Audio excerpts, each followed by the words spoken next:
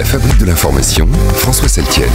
Bonjour à toutes et à tous et bienvenue dans La Fabrique de l'information, le rendez-vous de France Culture consacré au décryptage du travail journalistique et à l'analyse des récits médiatiques. Vous avez peut-être déjà entendu son nom, sans toujours bien comprendre ses intentions. Vous savez peut-être qu'il est milliardaire, sans bien cerner la profondeur de ses investissements.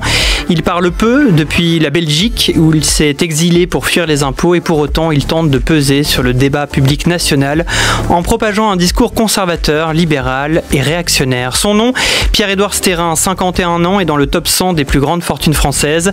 Celle-ci provient en grande partie des coffrets Smartbox, fort utiles pour des cadeaux faciles.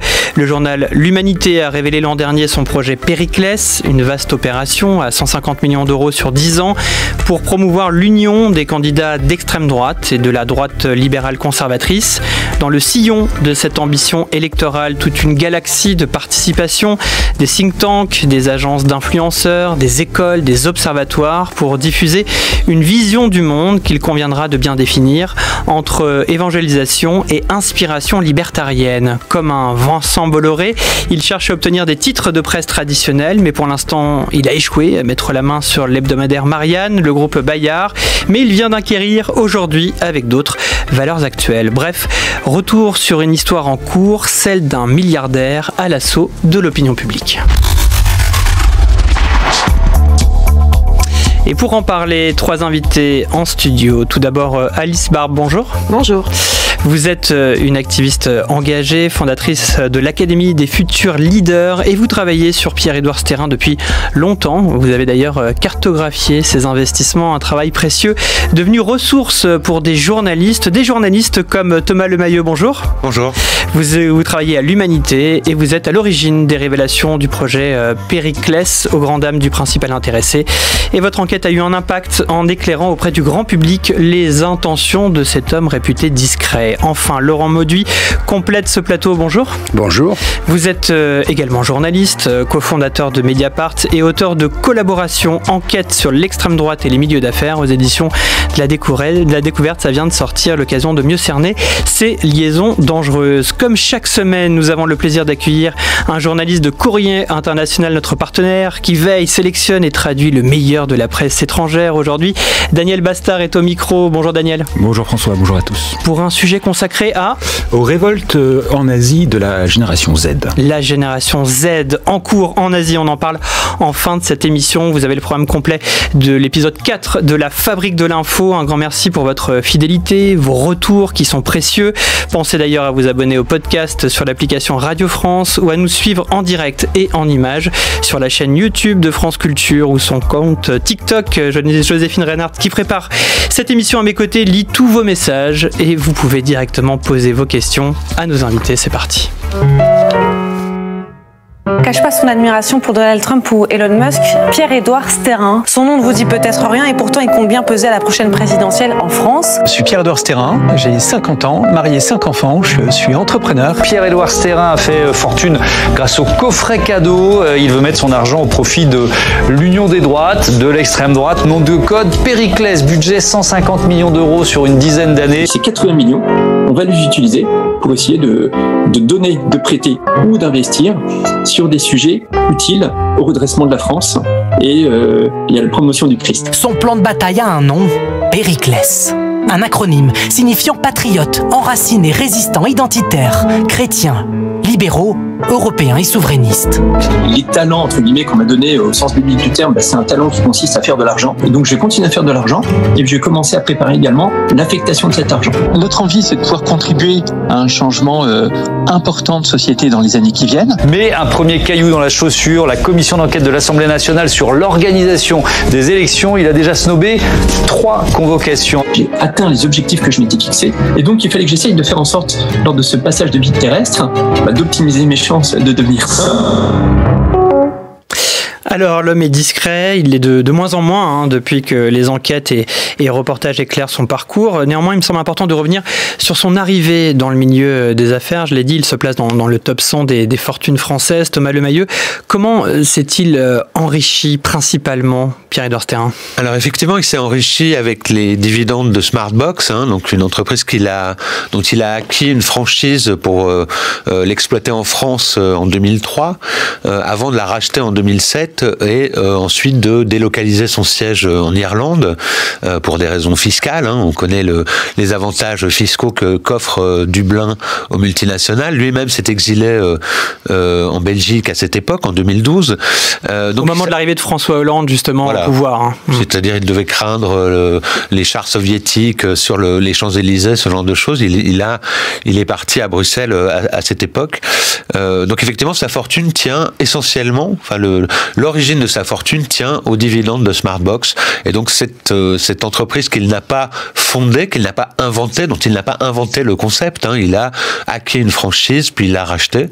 Une entreprise qui, comme vous l'avez dit tout à l'heure, consiste à permettre à des gens d'offrir des cadeaux de manière facile, qui ne sont pas tous toujours utilisés et qui du coup font du cash pour son propriétaire. Je crois que ça fait partie d'ailleurs du modèle économique de Smartbox. Ça marche justement parce qu'on part du principe qu'il y aura un pourcentage assez conséquent de gens qui ne vont pas l'utiliser, l'oublier, et peut-être que si tout le monde utilisait ces Smartbox, l'entreprise serait moins rentable.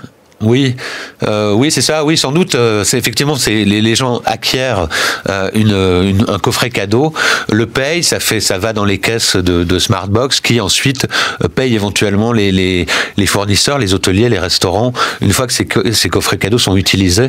Et quand ils ne le sont pas, évidemment, tout revient à Smartbox. Voilà, donc une fortune principale qui vient de Smartbox, qui va être réfléchie, redirigée donc au service d'un projet idéologique que l'on va définir tous ensemble. Alice Barbe, ce projet, vous le connaissez bien. Déjà, pour vous situer, vous n'êtes pas journaliste, vous êtes activiste. Pourquoi vous vous intéressez à Pierre-Édouard Stérin? D'où vient votre intérêt pour lui?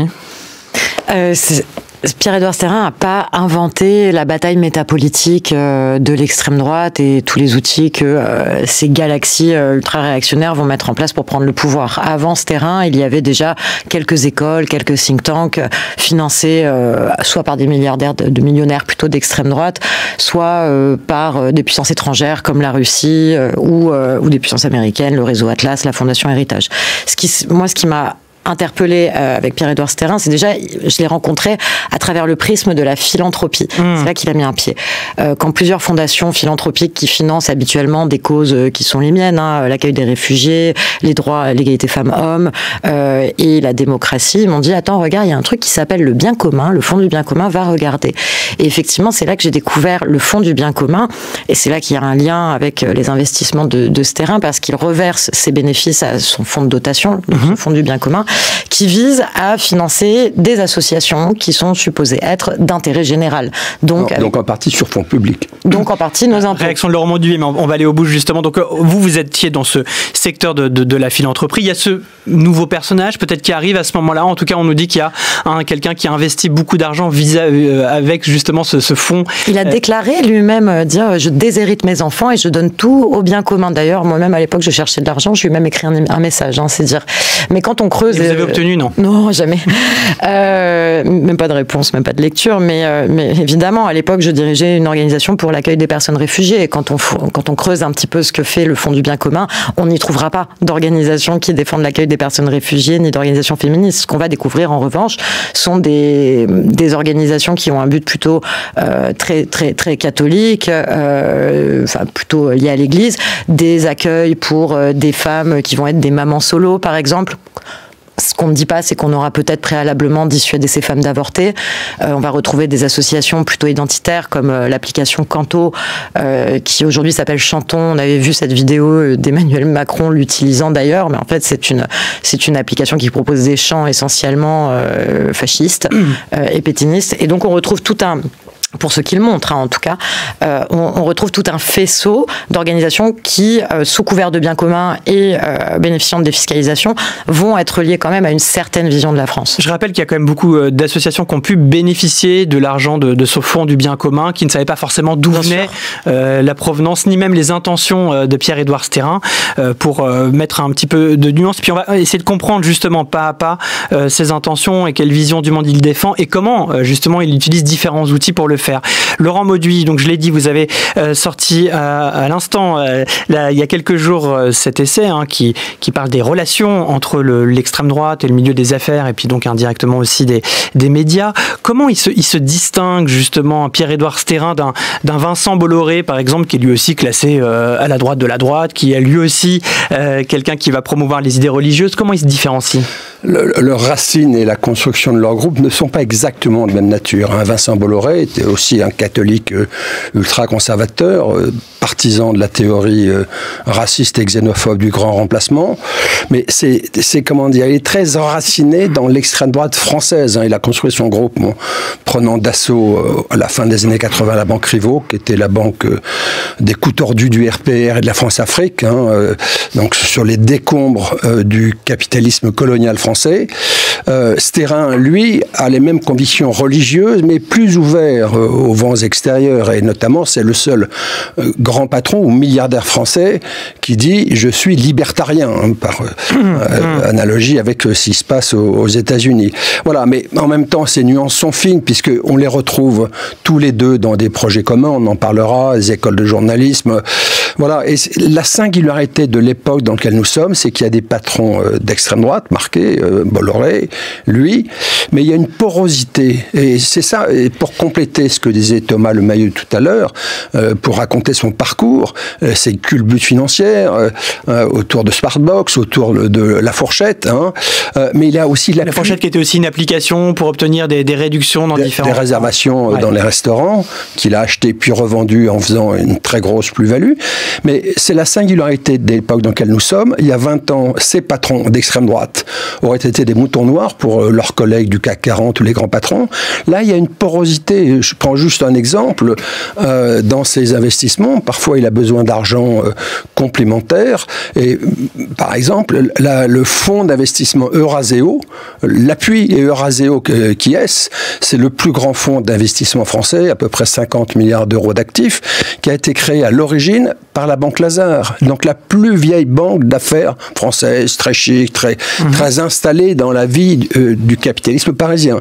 Et donc il y a cette porosité qui est importante. Alors pour bien comprendre, quand vous évoquez justement Vincent Bolloré qui défend les théories du grand remplacement, etc., moi je ne l'ai jamais entendu publiquement prononcer ces mots-là. Vous dites ça peut-être par rapport aux différents investissements qu'il a pu faire ou soutien d'une campagne comme Éric Zemmour, par exemple. Évidemment.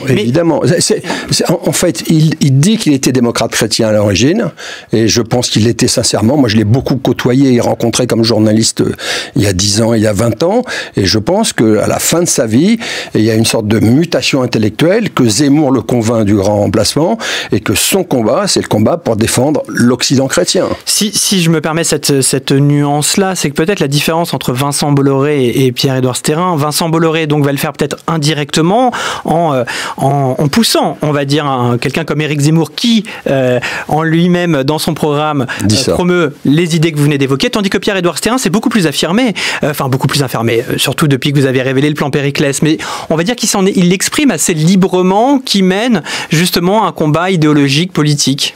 Alors je ne sais pas si c'est très affirmé. Je pense qu'effectivement, ce qui a changé la donne quand même, c'est la sortie de la publication du plan Périclès, qui a effectivement, à son grand dam, comme vous avez dit tout à l'heure, il n'était pas prêt, c'était pas encore mûr, disons, pour sortir. Peut-être ça l'aurait été à un moment, peut-être qu'il serait sorti tout seul du bois, mais disons qu'on l'a sorti du bois l'été dernier. Pour bien comprendre, Thomas Lemayeux, pardon, Périclès, c'est quoi? Parce qu'il y a peut-être encore des auditeurs qui ne le connaissent pas. Périclès, c'est un plan d'une vingtaine, pour ce qu'on a sorti à l'Humanité, c'est un plan d'une vingtaine de pages, 24 pages, sous la forme d'un PowerPoint, un document qui est censé être montré dans une réunion avec des cadres, comme si on était justement dans une réunion de start-up, développe, enfin c'est une forme de business plan qui consiste à présenter une attaque du champ politique, enfin une attaque au sens là du business. Comment on va faire pour s'emparer du champ politique pour faire gagner effectivement une union qui rassemblerait la droite dite républicaine et jusqu'aux des formes de centrisme, hein, depuis Édouard Philippe, disons, macroniste, jusqu'à Marine Le Pen, Florent Bardella, Éric Zemmour, Jordan Bardella, Éric Zemmour. Et donc il s'agit de rassembler ces gens et de leur mettre à disposition une série d'outils qui permettront une victoire électorale et politique. Alors ça passe par les municipales l'année prochaine, hein, il s'agit de gagner 1000 villes et dont sur ces 1000 villes 300 qui iraient au Rassemblement national, c'est écrit dans ce plan qu'on a révélé, constituer une réserve de futurs hauts fonctionnaires en cas de victoire de cette coalition de droite extrême qui serait capable d'exercer le pouvoir, de prendre les postes dans les entreprises parapubliques, dans les cabinets ministériels, voilà, enfin des gens qui soient formés, ce dont manque un petit peu, ce dont manquait en tout cas jusqu'à assez récemment l'extrême droite. On l'a vu d'ailleurs aux dernières élections législatives où il y a eu des candidats qui ont été nommés à la hâte, qui ont été désinvestis pour certains. Donc là, il y avait une volonté pour Pierre-Édouard Stérin d'aider à structurer justement ce mouvement-là, le professionnaliser et donc mettre une partie de sa fortune pour arriver à cet objectif-là. Oui, il y a une volonté de professionnaliser effectivement, d'avoir professionnaliser dans le sens, dans l'esprit d'un tel homme d'affaires, c'est-à-dire qu'il y a des conceptions, il recrute des gens qui sortent des grandes écoles de commerce, ce genre de choses. Enfin, il s'agit en fait de mettre en œuvre des gens qui seront capables d'exercer le pouvoir. Il y a par ailleurs dans le plan, je termine juste sur le plan, il y a de la guérilla juridique, c'est-à-dire harceler judiciairement ses adversaires, faire des procédures qui sont des procédures bâillons en quelque sorte pour, par exemple, empêcher des associations qui défendent les migrants, qui défendent les droits des personnes trans, qui défendent le droit, l'accès à l'avortement, les pousser à, enfin les harceler, les mettre au tribunal et les pousser à s'épuiser dans des procédures de ce type.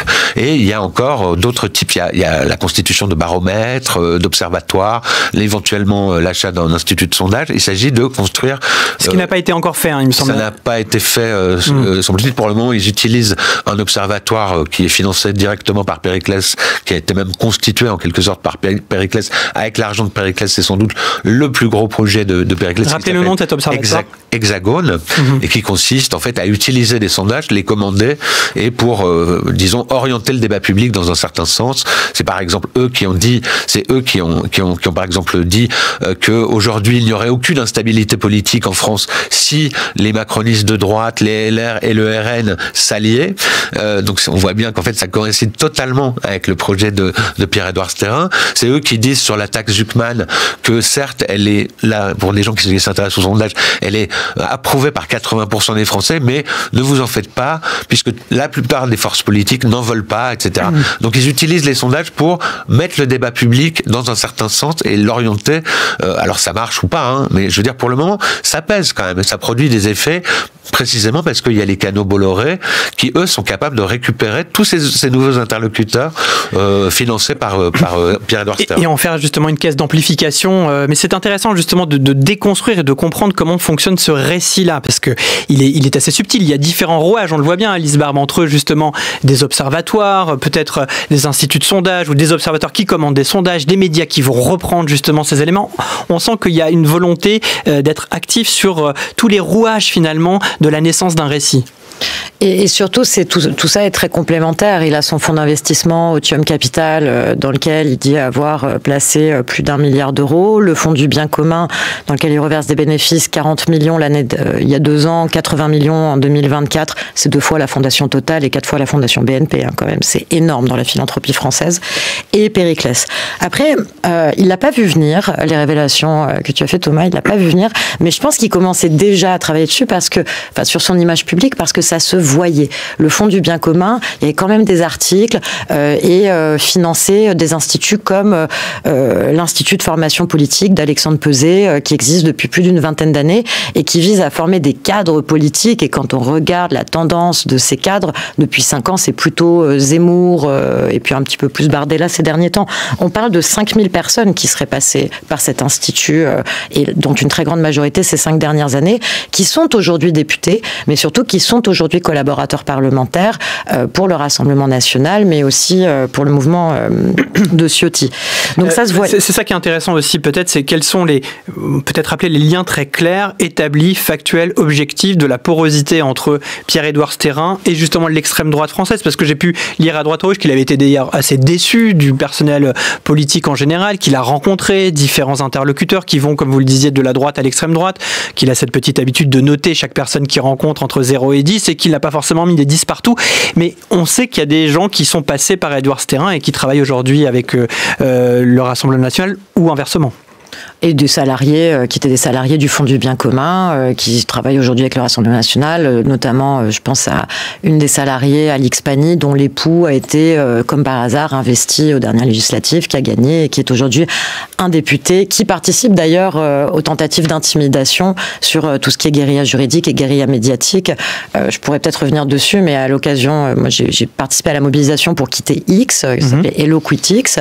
En 3 jours, on a eu une énorme guérilla à la fois via les influenceurs de Stérin, via les députés qui sont passés par ces écoles financées par Stérin le lendemain, et par les structures d'avocats financées aussi par Périclès, qui ont porté plainte soi-disant parce qu'on atteignait la liberté d'expression en France, parce qu'on disait aux gens de quitter X. Pourtant, quel est le lien exact entre Pierre-Édouard Stérin et sa galaxie de vouloir défendre X? Alors j'entends bien que X a été racheté par Elon Musk, Elon Musk a des idées qui sont peut-être proches, même si on est dans un autre paradigme qui est le paradigme états-unien. Mais pourquoi d'un coup vouloir défendre X? Il est ultra-libertarien et sous couvert de liberté d'expression, qui est aujourd'hui quand même l'arme brandie par toute la sphère ultra-réactionnaire aux États-Unis, c'est un moyen de faire passer ses idées. Il a des liens évidemment avec les États-Unis. Stérin en plus, il a été en contact avec Paul Manafort, qui a été le directeur de campagne de Donald Trump, ce dernier qui lui a proposé 10 millions d'euros pour faire gagner l'extrême droite. Il a aussi cofondé, investi dans des fonds d'investissement comme First, FRST, qui aujourd'hui a créé l'Elon Score, donc qui mesure le taux de popularité d'Elon Musk en Europe et le promeut au quotidien. On revient sur l'obsession de la notation. Cette fois-ci, c'est le score pour Elon Musk. Laurent Mauduit. Oui, non, il faut bien comprendre le cheminement. Le bouillonnement intellectuel ultra-réactionnaire aux États-Unis fonctionne d'abord, depuis déjà très longtemps, 15 ans, 20 ans, dans la tech californienne. Les grands patrons libertariens proches de Trump aujourd'hui, les Elon Musk, les Peter Thiel, le fondateur de PayPal, qui ont d'ailleurs investi ensemble, commencent à gamberger. Ça fait 20 ans que Peter Thiel dit dans un blog, j'en suis arrivé à la conviction que la liberté est incompatible avec la démocratie. Et il est assez logique que Stérin, dont les investissements sont beaucoup dans la tech française, soit le plus à l'écoute de ces mutations qu'il y a eu dans la tech californienne. Ça se comprend, et beaucoup plus que Bolloré, qui lui évolue dans d'autres secteurs. Je voulais juste faire un ajout tout à l'heure sur votre remarque sur Bolloré et Stérin. Il y a une chose qui me frappe, c'est que c'est vrai que Bolloré a toujours parlé par procuration, par ses médias, par ses news. Voilà. Lui, Stérin est plus désinhibé, et donc il dit des choses. Par exemple, sa déclaration stupéfiante que Mediapart a trouvée en retrouvant une vidéo de lui, où il dit il faudrait faire en sorte qu'il y ait plus de bébés de souche européenne. On voit bien le caractère identitaire de la déclaration, ce genre de déclaration que Bolloré, lui, a la prudence de ne pas faire devant la commission, devant les 2 commissions d'enquête parlementaire. Il ne tient pas ce type de propos. Alors Laurent Mauduit, justement, cette déclaration, je vous la propose tout de suite de l'écouter. Les domaines d'action prioritaires aujourd'hui en France sont, selon moi, le fait d'avoir plus de bébés de souche européenne, des exemples d'actions extrêmement concrètes qu'on peut essayer de développer. Sur la natalité, c'est tout simple. Pour ceux qui nous écoutent aujourd'hui, qui sont jeunes, mariez-vous jeunes et faites un maximum de bébés. 2, de faire en sorte que ces bébés soient baptisés, d'évangéliser de façon plus globale. Parce qu'il ne s'agit pas uniquement d'évangéliser les bébés, mais également d'évangéliser tous ceux aujourd'hui qui ne sont pas catholiques ou qui sont d'anciens catholiques. Sur les sujets d'évangélisation, là encore, je pense qu'il y a énormément d'actions extrêmement concrètes qu'on peut tous réaliser en allant voir nos voisins ou en développant des actions plus importantes dans le secteur des médias ou autres, afin de partager la bonne parole. Voilà, donc la bonne parole, du moins celle de Pierre-Édouard Stérin. Alice Barbe, justement sur le niveau d'expression de Pierre-Édouard Stérin. Oui, en fait, il a une façon très très spécifique de s'exprimer. Alors déjà, quand on a commencé à travailler sur lui avec Thomas, on a vu qu'il avait tout de suite embauché Image 7, une agence de communication d'Anne Méo, qui avait elle-même défendu Fillon, enfin qui s'était occupée de Fillon pendant la campagne. Spécialisée dans tout ce qui est communication de crise et qui elle travaille fait beaucoup la communication avec de la monde moitié politique. la moitié du CAC 40. Voilà. Quelqu'un de très installé sur la place. Et ils ont fait un très très bon travail parce que un certain nombre d'éléments qui étaient sur les sites internet du Fonds du bien commun, d'Otium, etc. ont disparu et ont aussi disparu des archives d'internet. Donc il y a quand même beaucoup d'éléments qui n'existent plus, qui ne sont plus trouvables en ligne. Et Stérin, ce qui est intéressant, et on l'a vu très récemment, c'est qu'il ne va pas faire de plateau en direct. Cette vidéo trouvée par Mediapart, c'était à l'occasion d'une conférence, je crois, de prêtres qu'il faisait en visio. La plupart de ses prises de parole, c'est chez lui, en Belgique, en visio. Il fait pas énormément de direct. Il en a fait une fois avec Pascal Praud. Il y avait que sa voix et c'était sur l'entrepreneuriat. C'est super, les entrepreneurs de France. Mais à la fin, il est complètement parti en vrille en disant Élise Lucet est très méchante. Il répond quand même à quelques questions de journalistes. Je sais que Cabine Wiegel-Lecoat, notamment, l'a rencontré dans le cadre de ses papiers et à l'Express et après au Nouvel Observateur. Et je sais aussi que la cellule d'investigation de France Inter, Radio France, a aussi pu, à distance, l'interroger. À distance, pas souvent en direct. Et je pense que ça peut expliquer aussi, on en parlera peut-être tout à l'heure, une des raisons pour lesquelles il n'est pas venu, il ne s'est pas présenté à l'occasion de la commission d'enquête à laquelle il était appelé sur le financement de la vie électorale. Alors ça, c'est intéressant. Donc, on l'a dit tout à l'heure, Périclès, on commence à comprendre ce plan et effectivement, les parlementaires se sont interrogés sur finalement le spectre d'investissement de cette structure qui est hybride. Hein. Vous l'avez dit, vous disiez c'était un PowerPoint un peu comme une start-up, mais c'est pas un parti politique, c'est pas totalement une start-up. On sait pas trop ce que c'est et en tout cas, on voulait en savoir plus. Pour en savoir plus, donc à plusieurs reprises, il a été appelé. C'est même une obligation normalement de se rendre et de répondre à la convocation des parlementaires et il ne l'a pas fait.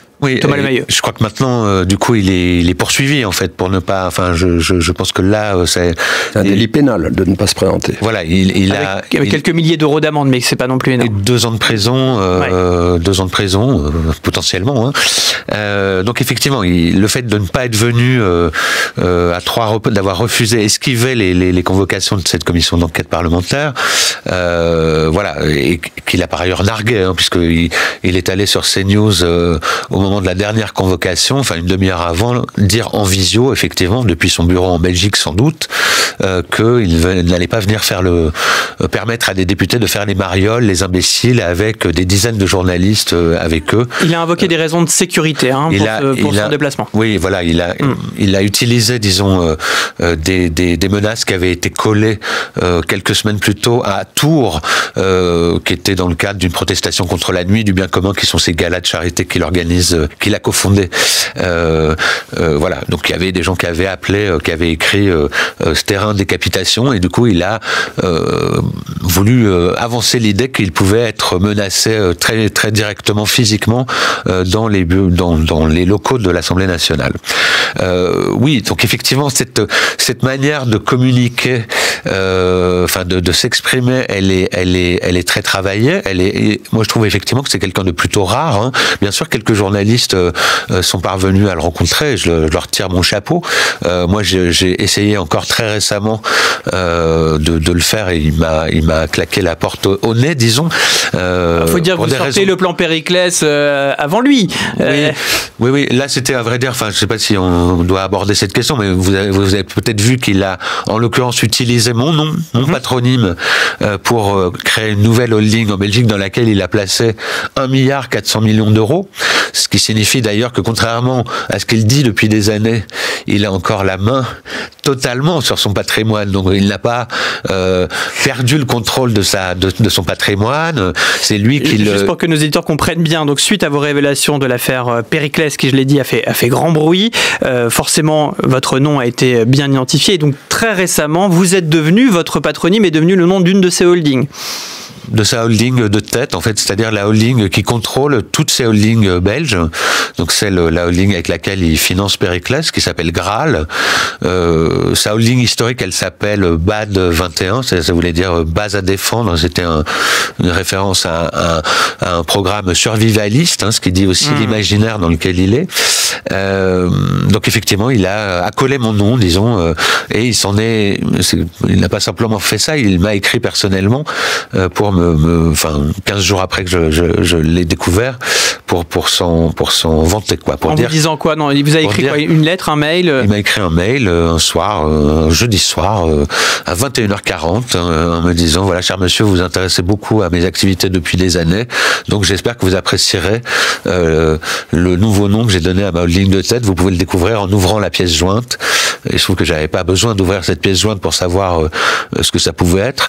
Et c'était effectivement un document administratif qui disait Pierre-Édouard Stérin a une nouvelle holding qui s'appelle la Lemayeux Holding. Comment vous l'interprétez ça? C'est une volonté d'intimidation? C'est quoi? Comment vous le catégorisez? C'est un hommage? C'est quoi? Ouais, enfin, c'est peut-être plusieurs choses à la fois, je ne sais pas, en fait. En tout cas, c'est un pied de nez, enfin, c'est peut-être une blague, c'est en tout cas ce qu'il a l'air de vouloir, enfin, c'est ce qu'il fait passer comme message, mais en disant que c'est pas du tout un ciblage personnel, mais comme c'est mon nom, c'est un ciblage personnel de toute évidence, et que par ailleurs, il a l'air de me considérer comme un ennemi, ce qui est pas, moi je suis journaliste, en fait, je fais mon travail, je travaille sur ce personnage parce que c'est d'intérêt général, tout le monde se met à en parler, etc. Donc le fait qu'il me traite comme un ennemi et pas comme un adversaire, ces gens ont un vocabulaire particulier, je veux le dire de manière, par exemple, on a parlé vous avez parlé ici de Charlie Kirk la semaine dernière, toute la discussion aux États-Unis, elle reprend les termes de Carl Schmitt sur ami, ennemi, la politique, c'est les ennemis, etc. Moi, je prends pas tout à fait à la légère le fait que Pierre-Édouard Stérin, qui est avec sa puissance, me considère comme son ennemi.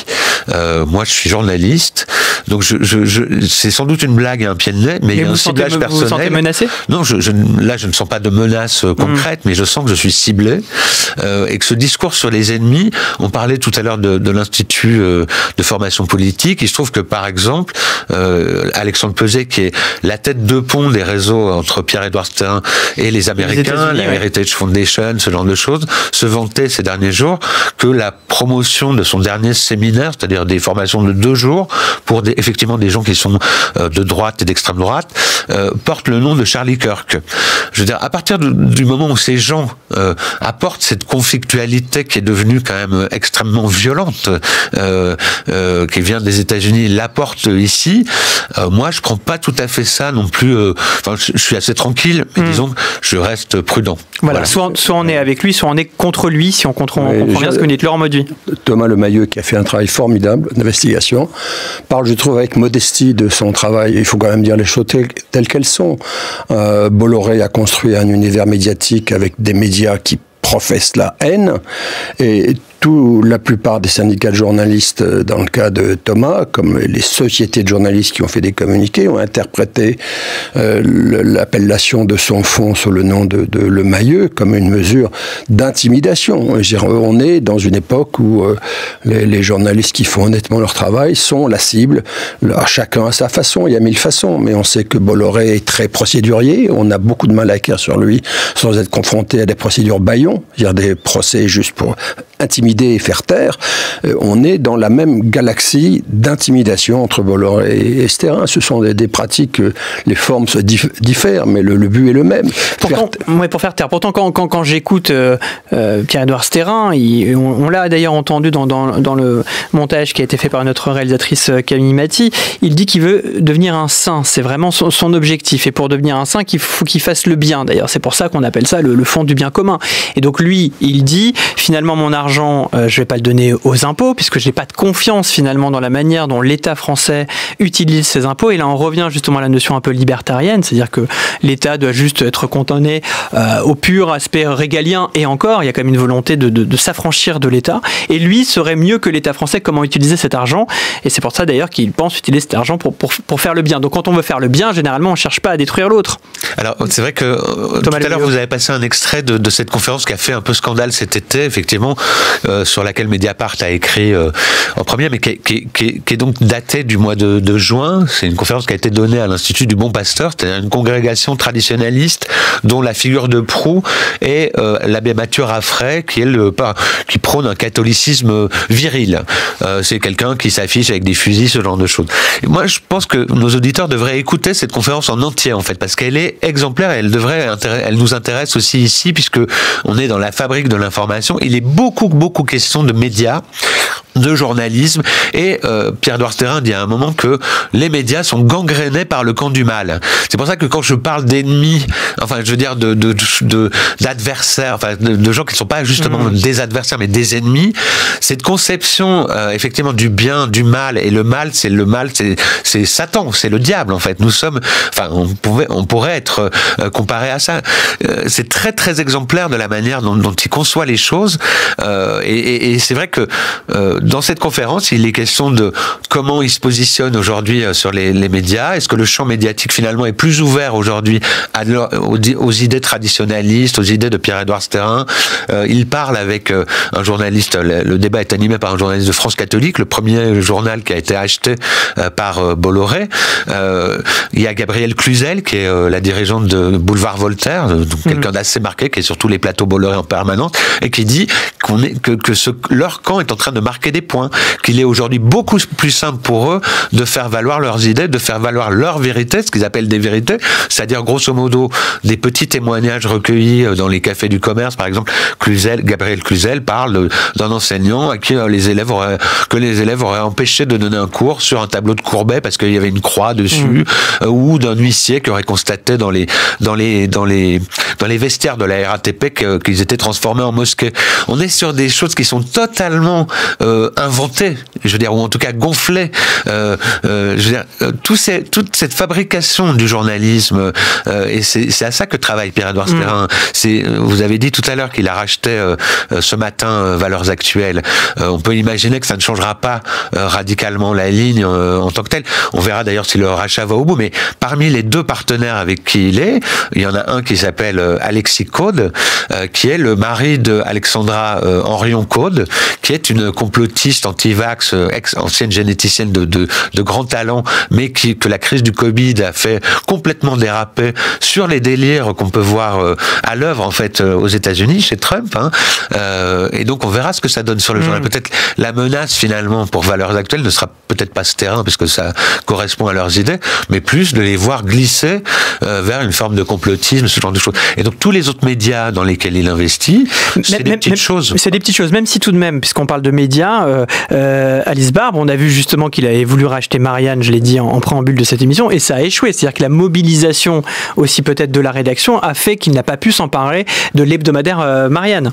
Ça a échoué au moment où Périclès est sorti, parce que la discussion a été déjà enclenchée depuis Réaction tardive. Réaction très tardive. L'émissaire de Stérin, d'ailleurs, c'était Arnaud Montebourg, qui travaille aujourd'hui ensemble. Arnaud Montebourg dirige... Assez étonnant, d'ailleurs. Une des entreprises dans lesquelles... Alors, attendez, on va laisser Alice Barbe terminer. C'est étonnant. Mais on a eu des conversations. Moi, j'ai eu des conversations avec des journalistes de la rédaction de Marianne. Je leur disais, mais si c'était Bolloré, ils disaient, ah bah non, pas Bolloré. Je dis, mais Stérin, c'est pire. Et il a fallu sortir Périclès parce qu'aujourd'hui, je pense que quand il s'agit de fascisme, parce qu'il faut le nommer, en fait, il faut du courage parce que c'est tellement infusé dans la société qu'on peut. Attendez, quand vous dites fascisme, c'est-à-dire que quand vous considérez que Pierre-Édouard Stérin, c'est du fascisme? Oui. À comment c'est des relents de France Éternelle, c'est des attaques incessantes à travers tous les organismes qu'il finance aux droits des femmes, à l'IVG, à des droits absolument fondamentaux, au mariage pour tous, aux personnes trans. Il finance un nombre incalculable à la fois d'activistes, enfin de semi-activistes qui ne sont pas des activistes, mais et aussi d'influenceurs. L'image d'une armée d'influenceurs, 45 influenceurs en France d'extrême droite qui dépassent le 1 million de vues par mois, qui sont soutenus aussi par des organisations de Pierre-Édouard Stérin. Je pense à des femmes comme Thaïs Descuffon, par exemple, qui est connue pour expliquer que plus une femme a de rapports sexuels, moins elle est capable de faire des enfants ou d'être une bonne épouse. Non, bien sûr, mais j'entends véhiculer effectivement cette vision traditionnaliste de la société. Et on l'entendra d'ailleurs justement sur un des médias qu'il a racheté, qui est Lou. Est-ce que c'est pas pour autant du fascisme? C'est-à-dire qu'il peut avoir des croyances justement de penser, bon voilà, que les femmes seront mieux au foyer que dans la vie active. C'est son schéma de pensée. 2 secondes. son schéma de pensée, c'est pas, je sais pas si on peut quand même appeler ça du fascisme. Si on prend cet exemple-là. Si on prend l'exemple peut-être de l'anti-droit. Ouais. C'est peut-être, on est peut-être dans une ère pré-fasciste et pré-technofasciste, mais Pierre-Édouard Stérin, il participe d'une dynamique de modernisation, d'une idéologie que je ne pensais pas voir encore exister en 2025 et je pensais voir mourir. Mais aujourd'hui, quand on regarde ces investissements, force est de constater que quand même il y a un retour à la France éternelle de Pétain. Il y a quand même un gros soutien à la fois aux idéologies politiques, mais aussi à des courants de société qu'on ne pensait pas revoir un jour, et on vit un énorme backlash que Stérin un retour en arrière. Oui. C'est un débat très important qui a lieu aux États-Unis en ce moment. Comment faut-il qualifier le libertarianisme? Certains chercheurs ou universitaires... Sachant qu'il y a plusieurs libertarianismes, c'est aussi un mouvement pluriel. Bien sûr, mais certains chercheurs disent, voilà, c'est un mouvement autoritaire. D'autres disent, non, il faut le qualifier de fasciste. Pour quelle raison? Si vous prenez Peter Thiel, donc le fondateur de PayPal dont je parlais tout à l'heure, il a été très influencé par un blogueur très connu en Californie, Curtis Yarvin, qui a déclaré il y a 20 ans, mais que reproche-t-on donc aux nazis? Il y a des courants de l'extrême droite américaine qui ont fait cette jonction-là et qui fait comprendre que le salut hitlérien d'Elon Musk le jour de l'investiture vient de loin. C'est pas la pouffonnerie d'un clown dangereux. Et donc le fait de qualifier de fasciste ce courant intellectuel qui risque de se propager en France ou dont on sent que le virus se rapproche, moi ça me semble la bonne caractérisation. Alors c'est pas le fascisme originel, c'est pas le fascisme italien, ce n'est pas la même construction. Mais je trouve que la qualification d'autoritaire ne permet pas de comprendre la nature réellement très antidémocratique de ce mouvement de pensée. Voilà, et je renvoie justement à l'ouvrage Olivier Desquet de Natacha Adjadi qui est sorti aux éditions Divergence sur le technofascisme Apocalypse Nerds. Donc pour vous, pour bien comprendre, finalement, Pierre-Édouard Stérin, c'est la figure la plus libertarienne, on va dire, que l'on connaît dans notre paysage médiatique, et il est peut-être aujourd'hui une sorte d'incarnation de ce qui se passe en ce moment aux États-Unis, et ce qui pourrait se passer dans quelques années chez nous. Thomas Leveilleux. Moi, je partage évidemment ce que dit Laurent sur son libertarianisme, ce genre de choses, mais je dirais, il reste malgré tout encore un peu insaisissable. On ne sait pas exactement ce qu'il pense exactement. On voit avec ses alliances avec les crypto-monnaies, enfin, c'est-à-dire ces technofascistes américains. Enfin, le secteur des crypto-monnaies était par exemple très bien représenté au sommet des libertés qu'il a organisé avec Bolloré au mois de juin. Ils étaient là, les bitcoins, etc. Et le but, effectivement, ça correspond à ça, c'est-à-dire technofascisme, libertarianisme. Moi, je dirais, il y a aussi, mais ces courants se recoupent, alors qu'ils paraissent contradictoires. Moi, je vois aussi des liens avec une idéologie qui est celle de J.D. Vance, qui est dite post-libérale, c'est-à-dire, anti-libérale presque, mais anti-libérale non pas au sens économique, évidemment, anti-libérale au sens politique et culturel. Il s'agit et là pour le coup c'est autoritaire, c'est-à-dire au fond, quel que soit le régime politique, que ce soit une monarchie, mais en tout cas pas une démocratie, ça ne les gênera jamais. Il faut réinstaurer une morale chrétienne, catholique, chrétienne aux États-Unis, mais ce sont des catholiques quand même autour de J.D. Vance.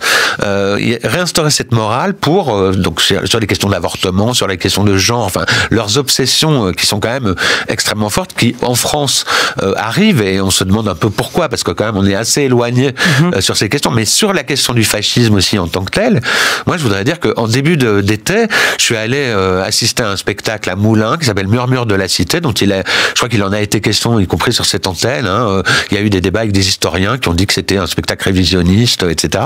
Et c'est effectivement un spectacle révisionniste qui a été écrit et mis en scène avec des subventions publiques et des subventions de Stérin et des subventions d'un incubateur racialiste lié à l'Institut Iliade, qui est vraiment la frange la plus suprémaciste qui peut exister dans l'extrême droite. C'est Jean-Yves Le Gallou, par exemple.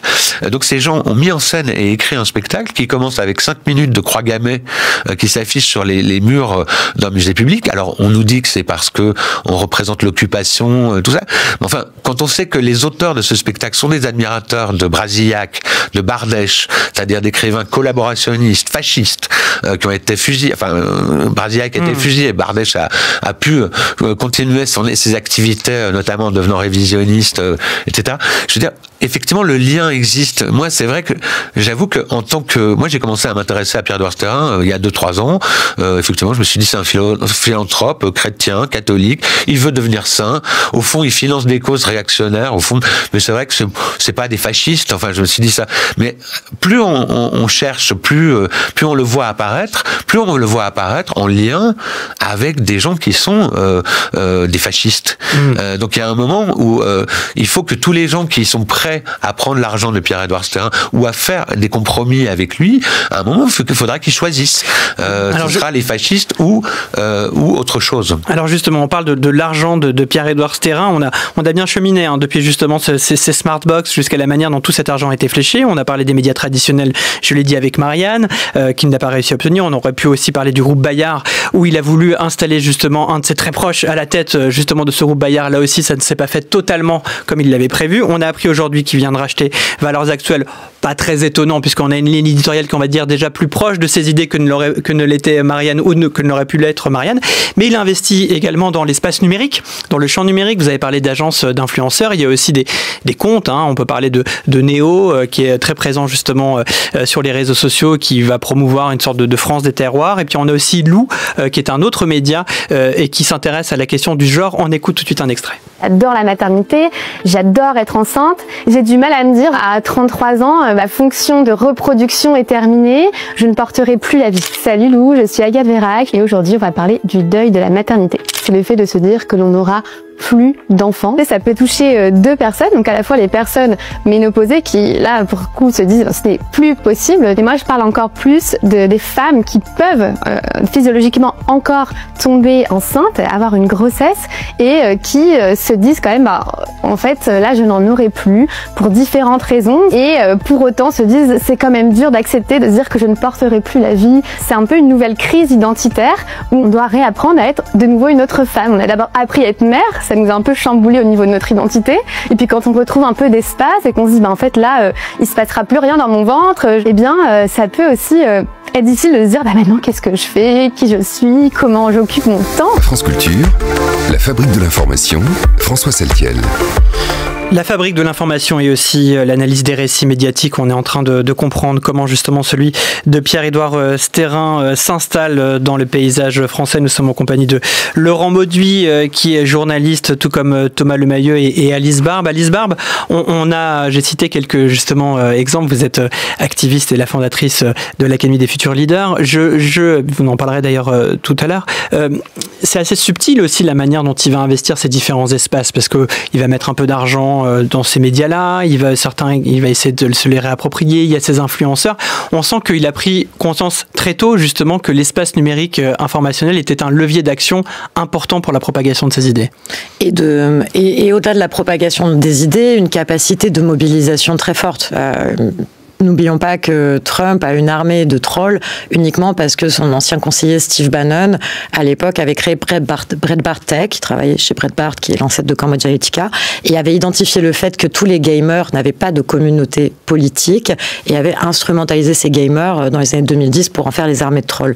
C'est des outils de mobilisation aujourd'hui de ce terrain qui sont visibles et moins visibles. On se rend pas compte quand on scrolle sur TikTok, sur Instagram et qu'on tombe sur une vidéo supposément humoristique, par exemple, d'une structure financée par Stérin qui s'appelle Les Films à l'arrache, qui parle de mettre des préservatifs véganes parce que il faut être écolo, que tout ça est pensé dans une guerre annoncée anti-woke. Il y avait même une vidéo qui disait deux femmes qui échangeaient, l'une dit j'ai perdu mon chat, oh c'est tellement triste, t'en prends un autre, non je vais prendre un migrant, ah mais c'est quelle race, mais ils sont propres, enfin c'était absolument... J'ai écouté ce sketch effectivement avec une analogie totale entre un animal et un migrant, donc une volonté d'animaliser totalement un être humain. 2,5 millions de vues. Donc ça crée des communautés, ça crée des interactions. Il y a aussi le côté influence / associatif. Il y a une association qui m'interpelle énormément qui s'appelle Éclat de femmes, qui est financée par Pierre-Édouard Stérin, qui vise à accompagner les femmes victimes de violences, victimes de viols. Ça a été fondé par une dame qui s'appelle Claire Géronimi, qui a été elle-même victime de viol.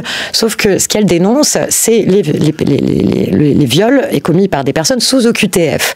Et l'autre jour, je me promenais boulevard Bonne Nouvelle et je tombe à Paris sur des militantes qui collaient des affiches en disant « Grande mobilisation, rejoignez-nous au procès de l'agresseur de la fondatrice d'Éclat de Femmes ». Et donc, ça crée des mobilisations qui, finalement, confisquent aussi la parole aux féministes. Anne-Cécile Maillefer, la présidente de la Fondation des femmes, s'est exprimée sur les réseaux sociaux ce matin pour en parler, parce qu'elles disent, finalement, ces mobilisations-là sont des confiscations de nos luttes pour promouvoir un agenda qui, sous couvert de féminisme, se veut en fait raciste. On sait que partout où l'extrême droite domine et est au pouvoir, les droits des femmes reculent. Et en plus, c'est un peu des taquets gratuits aussi pour toutes les femmes qui se mobilisent et se battent assez brillamment.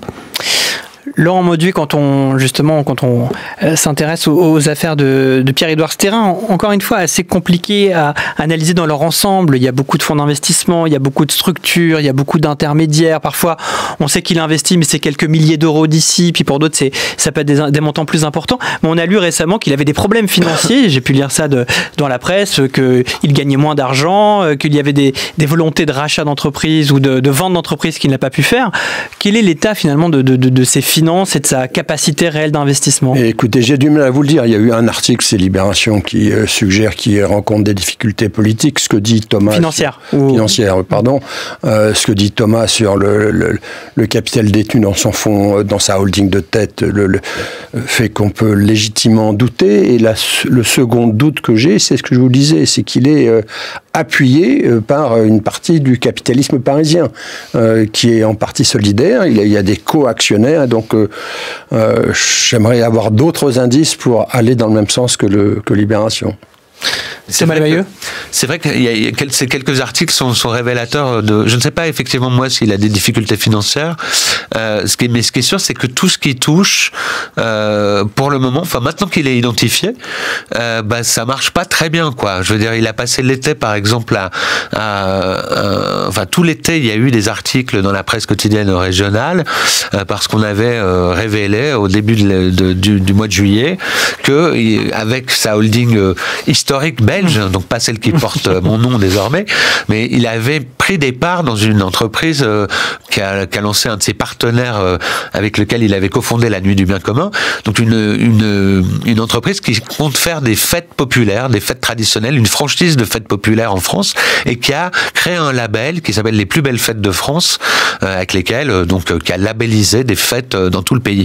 Et à partir du moment où des gens dans tout le territoire ont réalisé qu'en fait ils étaient associer leur fête qui peut avoir des décennies voire des siècles d'existence associée à Pierre-Édouard Stérin, certains se sont désengagés. Ce que je veux dire, c'est que maintenant qu'il est identifié, effectivement il faut que les gens se positionnent. C'est ce que je voulais dire un peu sur la mobilisation sur Marianne et même sur Bayard, c'est que parce que moi j'ai le grand souvenir de Vincent Bolloré aussi, au moment où il veut acheter iTélé, il y a une grève extraordinaire de 90 jours, et pour autant il finit par l'acheter. On se rappelle du JDD aussi, il y a un mouvement de protestation, il finit par mettre la main sur ces gens. Europe 1, il y a eu un faible, mais il y a eu quand même un moment de protestation, il finit par obtenir les fréquences ou les médias. Là, on voit que ça résiste. Vous avez complètement raison, parce que Bayard, en l'occurrence, Bayard, c'était pas Pierre-Édouard Stérin qui était à la manœuvre directement, sans doute. Enfin, je pense que c'était son ancien bras droit qui avait géré le fonds du bien commun, qui allait devenir numéro 2 du groupe, Alban Durostu. Et donc, effectivement, immédiatement dans le groupe Bayard, qui est quand même une grande institution de la presse française et qui n'est pas qu'on ne peut pas associer à ces courants, en tout cas qu'on ne pouvait pas historiquement associer à des courants traditionnalistes du catholicisme français. C'est aussi un groupe jeunesse. Bien sûr. Et donc les salariés se sont mobilisés, et en une semaine, il y a eu une grève d'une heure, je crois. Enfin, en une semaine, ils ont réussi à faire plier leur direction qui voulait faire ça. Donc effectivement, il y a des formes de résistance qui peuvent s'organiser. Je ne pense pas qu'elles auront la même nature, par exemple, à Valeurs Actuelles, ça m'étonnerait. Mais en l'occurrence, il fait pas exactement... Aucune raison. Il y a aucune raison, effectivement.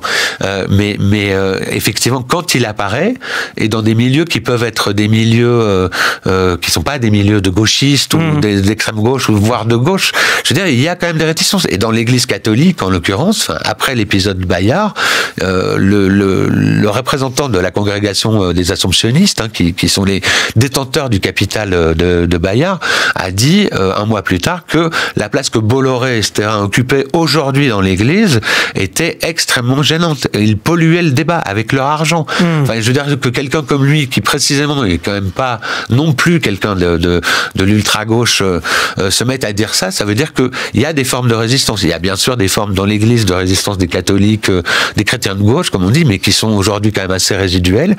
Il y a des formes de résistance possibles, en tout cas, à ces menées, quoi. On va, Alice Barr, alors, très rapidement, parce qu'il faut aller vers une autre résistance après, qui est celle qui va être décrite par Daniel Bastard sur la Gen Z. Je suis la première à encourager toute forme de résistance. D'ailleurs, il y a aussi un média qui vient de naître, qui s'appelle Le Cri, par des personnes catholiques progressistes.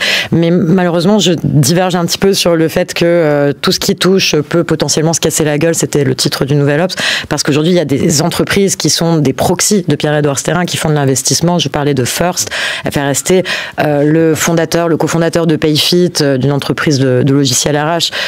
Florent Fournier a fondé une entreprise de surveillance de masse à travers le big data avec de l'argent qui venait de cet écosystème. En fait, on ne sait pas, et la galaxie est tellement énorme que c'est un travail permanent que doivent faire les journalistes, les activistes, les associations, les syndicats, que de convaincre, dénoncer et expliquer avec beaucoup de pédagogie ce qu'il y a derrière. En tout cas, même si on parle de quelques problèmes financiers, on rappelle qu'il est quand même dans le top 100 des plus grandes fortunes françaises, qui vient donc d'acheter avec deux autres entrepreneurs valeurs actuelles, donc a priori les finances sont encore suffisantes. La protestation, la mobilisation, elle se joue aussi loin de ce studio parisien. Daniel Bastard, vous êtes journaliste à Courrier International. Rebonjour, merci d'être avec nous. Vous êtes notre partenaire et vous allez nous parler justement de cette génération, la génération Z. France Culture, la fabrique de l'information. Et vous nous parlez aujourd'hui des révoltes de la jeunesse qui embrassent une partie de l'Asie et qui font l'objet d'un dossier dans Courrier International. Oui, il y a d'abord une image. Une foule qui déborde des barrages de police, un portail de fer qui chancelle et bientôt des milliers de pas qui résonnent dans les grandes salles du palais gouvernemental. Cette scène, c'est ce qu'il s'est passé il y a 2 semaines au Népal. C'est le journaliste indien Yashra Sharma qui fait cette description dans un article publié par Al Jazeera et repris dans Courrier International cette semaine. Alors, Yashra Sharma, c'est un journaliste indépendant, chevronné, qui a fait ses classes au Cachemire indien, autre lieu de révolte et de répression. Et ce qu'il décrit, c'est donc le Népal en septembre 2025. Mais c'est aussi le Bangladesh en 2024 et le Sri Lanka en 2022. Il s'agit là de 3 mouvements portés par la jeunesse qui ont réussi à faire tomber de vieux dirigeants qu'on croyait indéboulonnables. Une conjonction de révolte qui pose une question vertigineuse, poursuit l'article. L'Asie du Sud, la région la plus peuplée du monde, est-elle en train de devenir l'épicentre des révolutions de la génération Z ? Alors attention, ces 3 mouvements ont naturellement leur propre logique. Au Népal, c'est l'interdiction des réseaux sociaux le 4 septembre qui a mis le feu aux poudres. Et la répression policière qui a fait 72 morts n'a fait qu'envenimer les choses. Au Bangladesh, l'année dernière, tout est parti d'un mouvement étudiant, lequel a été débordé par le reste d'une jeunesse qui n'en pouvait plus du pouvoir autoritaire de la première ministre, Sheikh Hasina. Et 2 ans plus tôt, au Sri Lanka, c'est l'effondrement économique du pays avec une inflation à 50% qui a tout déclenché. Mais à chaque fois, il y a une constante. C'est d'abord cette Gen Z, comme on appelle les jeunes nés dans les années 2000, qui a servi d'avant-garde à ces révoltes. Et comment on peut expliquer ce phénomène ? Alors, il y a des facteurs démographiques évidents. Dans les 3 pays, la moitié de la population a moins de 28 ans, elle est alphabétisée à plus de 70%, mais le niveau de vie, en revanche, est nettement inférieur à la moyenne mondiale. Or, si cette Gen Z manque de capital économique, elle dispose en revanche d'une ressource absolument déterminante, les réseaux sociaux. Et oui, c'est la première génération qui n'a pas connu le monde sans Internet. Elle est ultra connectée et c'est bien cela qui fait la différence. C'est en tout cas ce qui explique une analyse publiée dans le quotidien indonésien Kompas, qu'on a reprise aussi dans le Courrier International de cette semaine. Et c'est pas un hasard si cette analyse est proposée par ce quotidien indonésien Kompas, car l'Indonésie est elle-même traversée par de nombreux soulèvements de jeunesse depuis maintenant plusieurs mois. Contre le népotisme, contre la corruption, contre les inégalités sociales. L'article décrypte ces nouvelles formes de mobilisation politique induites par cette Gen Z. Des jeunes qu'on a souvent décrits comme apathiques, trop paresseux, trop absorbés par le défilement sans fin des informations sur leur téléphone. Erreur fatale, nous dit l'article. Ce que les vieilles élites n'ont pas compris, c'est que même faire défiler des contenus sans but précis peut peut devenir politique. Les dirigeants se préparent encore à réprimer les foules dans la rue, alors que le véritable soulèvement a déjà commencé dans la section commentaires des plateformes. Le récit de la résistance, nous dit Compass, n'est plus porté par les organisations militantes traditionnelles, mais par des comptes TikTok ou Instagram. D'ailleurs, au Népal, c'est après un vote organisé sur le réseau social Discord qu'a été désignée celle qui assure désormais la tête du gouvernement par intérim, la magistrate Sushila Karki. Ouais, d'ailleurs, incroyable ça comme phénomène. Ces révoltes de la Gen Z présentent une autre caractéristique, Daniel, c'est leur dimension transnationale. Et oui, les jeunes révoltés du Népal se sont clairement inspirés de celles et ceux qu'ils ont vus se soulever au Bangladesh un an plus tôt, lesquels s'étaient eux-mêmes inspirés du Sri Lanka. Chacun puise dans les expériences de mouvements étrangers pour les adapter à sa propre réalité. La Gen Z, poursuit l'article, se vit comme une communauté mondiale soudée par les mêmes combats. Alors forcément, une question se pose, qui est le prochain sur la liste? Un début de réponse nous est donné par un éditorial du journal en ligne Scroll-in, repris aussi dans notre dossier. Scroll-in, c'est l'un des rares médias encore indépendants en Inde, où l'essentiel de la presse grand public est aligné sur le gouvernement nationaliste du Premier ministre Narendra Modi. Or, nous dit Scroll-in, ce qui a toujours préservé l'Inde d'une révolution, c'est la force de sa démocratie, laquelle a favorisé en 70 ans d'histoire des révolutions silencieuses comme l'accession au pouvoir des représentants des basses castes. Problème, depuis l'arrivée de Narendra Modi au pouvoir en 2014, la démocratie indienne est bien mal en point. Une presse libre harcelée, des manipulations du système électoral, un parti qui se maintient au pouvoir en surfant sur la haine des minorités. La haine des minorités, désolé de vous couper Daniel, c'est là-dessus que l'on va pouvoir finir cette chronique en sachant que la révolution de la Gen Z ne fait que commencer. Exactement. Merci beaucoup à vous et à Courrier International, et merci également à nos trois invités d'avoir éclairé la galaxie Sterrin, qu'il conviendra de ressolliciter pour mieux comprendre justement la portée de son projet. Et je renvoie à vos travaux respectifs et à vos ouvrages, votre ouvrage Laurent Mauduit, collaboration enquête sur l'extrême droite et le milieu des affaires, et Thomas Lemayeux, bien sûr, au document Périclès que l'on peut retrouver sur votre site, et Alice Barbe à l'Académie des futurs leaders. Tout de suite, c'est déjà l'heure de retrouver le Book Club de Marie Richeux. Je remercie à la réalisation Camille Maty, à la technique Félix Delacour, à la vidéo Vincent Ronet, et à la préparation de cette émission Joséphine Reinhardt.